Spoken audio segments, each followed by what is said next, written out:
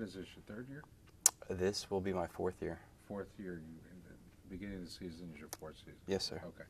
Let's talk a bit about how old you were when you started competing in wrestling, and where were you? Okay, I was 5 years old, Yeah. growing up outside of Philadelphia, small town, Pennsylvania, and I was the first person in my family to wrestle. My oldest sister had a high school friend who wrestled and asked how old I was. She said I was 5, and he said, "Oh, he's old enough to sign up at the youth program. You should have your mom sign him up." She told my mom, and my mom signed me up, and never really looked back. Was it love at first sight for you in wrestling? Was it? I mean, some kids, oh, they'll lose. There's a lot of tears, but they keep coming back. Yeah, well, I was always a big baseball fan. When I was little, I'd watch baseball on TV, and I wanted to play baseball. And I was finally at the age where I could start playing sports, and wrestling season came before baseball season. So wrestling was actually the first organized sport that I got into, and I was a competitive kid. And yeah, I enjoyed it as soon as I started. There's been a significant change in this program since you've arrived.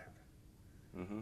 And I think you know what I'm talking about, the incidence of victories, the incidence of streaks, All-American status, Midlands finish last year was the best in the program's history. Coincidentally, in the Midlands 50-year history, Northwestern had its best finish just last year, coming in second with 2 champions. I think it was the only program with 2 champs. Mm-hmm. Take us from when you were little to the point you know about the Midlands. How old were you when you first started knowing about the Midlands? The first time I'd ever heard about the Midlands was when I was in high school, and I really didn't know that much about it. I didn't follow college wrestling that closely until I started getting on to the last few years of my high school career. And I'd heard about the Midlands, and it was a really tough tournament. It was open to everybody, high school kids had competed in it, guys like Kerry Colat. And you hear the stories about the Olympic level guys that would come back and continue to compete. And so I had a rough idea of what the tournament was like, but it wasn't until I got into college and was exposed to real wrestling that I got to know Midlands for what it really is. And it's the toughest tournament in the country outside of the NCAAs and possibly the Big Tens. So it was almost like a mystical, you knew something about it, but not everything. And once you finally did get to college, it became real. Right. And then once I got to compete in it, I only competed in it once. It was when I was wrestling at Penn State my freshman year. But until you're there and you see it and you're a part of the atmosphere, it's hard to really understand what the Midlands is all about. Now, every wrestler is proud of their history in the sport. Obviously, the fact that you wrestled in the Midlands is important. Take us to those days at Penn State. You were at Penn State and then you transferred out. Can you talk to us about what happened there? Yeah, I can talk about that. Really, it turned my world upside down. I was happy at Penn State. I loved the university. I loved my teammates, and I had a coaching staff that I was comfortable with and thought we could do good things together. And it was unfortunate, but I had an advisor that made some mistakes, and just the process of sorting through the mess that was a result of it was a nightmare. And I don't want to say anything bad about the university, but I just felt that after the process had run its course, it was time for me to move on somewhere else and get a fresh start. Okay. And a fresh start started for you in Norman. Mm-hmm. At Oklahoma with Jack Spates. Right.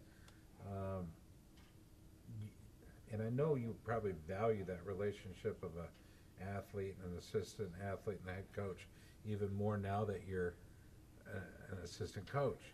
You probably value it even more. It's not always easy, is it? No, it has its ups and downs, and it's a roller coaster. But it's all part of the ride, and it's part of what makes it fun. So, having been at Penn State, and I think you were under Troy, Mm-hmm. and then Sunderland is no longer there. The whole culture at Penn State really has changed. Oh yeah. You go down to Norman, and it was a completely different culture, going to Norman, wasn't it? Mm-hmm. What was that like? Was it night and day? It really was. It just two completely different programs, both historical wrestling programs, but just two completely different feels, two completely different styles of coaching. The atmospheres were night and day. I mean, you have Pennsylvania is such a wrestling-rich area, and grew up in Pennsylvania and got to wrestle at Penn State and had some awesome experiences in Rec Hall with the fans there. And then you go to Oklahoma where it's just a totally different group of people. Everybody sounds different, they act different, and some amazing fans in Oklahoma, people that I still see today when I go, to NCAAs, when I'm at big tournaments. You bump into the same fans, whether they're Penn State people, whether they're Oklahoma people, and they're all great to me, but just two completely different classes of people. What was a determining factor for you to go to Oklahoma from Penn State? I mean, let's face it, you were highly sought after, highly thought of. People had great expectations for you. So what was it that married you to that idea of going to Oklahoma? Well, there are a couple of things that all kind of worked together. It was like a perfect storm. One, I had known Jack Spates from the recruiting process the first time around, and I got to know Coach Spates fairly well. Two, Oklahoma had just lost their 149-pounder. They had a guy named Jeff Eckloff, was an All-American for him, and that summer he decided to transfer out, so they needed somebody at my weight. I needed a program. It was a good fit, and the cherry on top was probably that Jeremy Spates had just graduated from Mizzou. He was going to be at OU as an assistant, and I had known Jeremy for a couple of years. We were good friends, and actually Jeremy beat me in the All-American round my freshman year. And so I knew I had a good workout partner. I had a friend and a coach, and a program that was proven to build All-Americans, national champions, and they needed a 49-pounder, so it all worked out. So it worked for you. And do you remain close to Jeremy to this day? Yeah, I actually just talked to Jeremy last week. Each year it seems like we talk less and less, but Jeremy's still a good friend of mine, and I'm really appreciative to Jeremy for everything that he did for me in my career. And I've told him before, a lot of times when I think about the type of coach I want to be, I'll think about the way Jeremy treated me and the other guys at Oklahoma, and he was always there for us, whether it was for a drill or somebody to talk to or a kick in the butt. Jeremy, he's a good guy. He introduced me to something called a Z-Pack. Zithromycin. Yeah. He's. I remember he picked me up at the airport once, and he was just feeling terrible. And he said, "I'm just starting a Z-Pack." I said, "No, what is that?" And he said, "I'll be back about 100% within a 2-day period." Mm-hmm. And I've always known Jeremy, and he's just a wonderful, wonderful guy. He can be very funny, but he has the ability to also be very creative on the mat. So obviously he had a benefit to your career, provided a benefit, and additional teaching, and that's neat. I like that. And you've done the same here at Northwestern. I think you had an immediate impact on the 49 and 57 pounds, particularly Jason Walt. Talk to us about Jason's senior year. I'm looking forward to it. It should be a pretty exciting year, and it's always exciting with Jason.